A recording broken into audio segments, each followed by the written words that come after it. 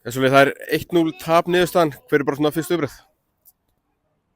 Það er bara þungt að tapa þessum leik. Þetta var bara byrjað að óska Aftureldingu til hamingju með þennan sigur. Þeir voru mættir til leikseinna til þess að berjast og gefa allt í þetta og það var bara, þeir voru rosalega öflugir í þessu leik en við vissulega gáfum þetta dálítið til þeirra. Við vorum mjög sloppi og vorum bara, sérstaklega í fyrri hálfleiknum, þá voru virkilega svona bara ólíkir sjálfum okkur.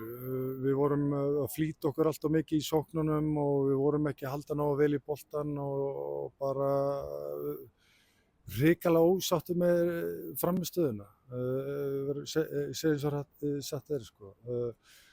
Bara við skulduðum okkur fyrir bikarleikinn, miklu betri frammistöðu. Hún kom ekki í dag og þetta var bara, barnaleg mistök hérna hjá okkur, markið þeirra.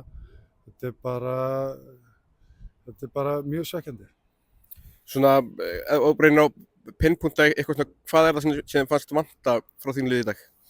Mér fannst sérstaklega í fyrri hálfleiknum, þá vorum við að drífa okkur alltaf mikið. Við vorum að klára sóknin alltaf fyrsta tempo. Við náðum ekkert að rúlla boltanum eða halda í boltan og lélega sendingar á milli tap á boltanum og gáum þeim dálítið svona blóð á tennurnar að koma inn í leikinn og við vorum að díla illa við líka kantarna þeirra í leiknum og þannig að þetta var svona aðallega í fyrri hálfleiknum þar sem við vorum ekki að halda ná vel í boltan og síðan í seinni hálfleik þá bara fáum við þetta mark á okkur sem var bara barnaleg, mistök á okkar hálfu. Við stígum báðir með bakverðir og hafsendir upp og skiljum risastórt svæði. Við vorum búin að tala það fyrir leikinn að þeir voru með hraða kantar og við skildum varast því.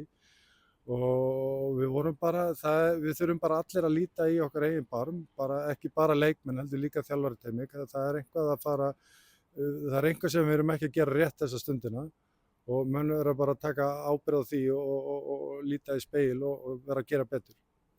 Er það að koma út úr lengsta tímabili sem Íslands lið hefur farið í gegnum?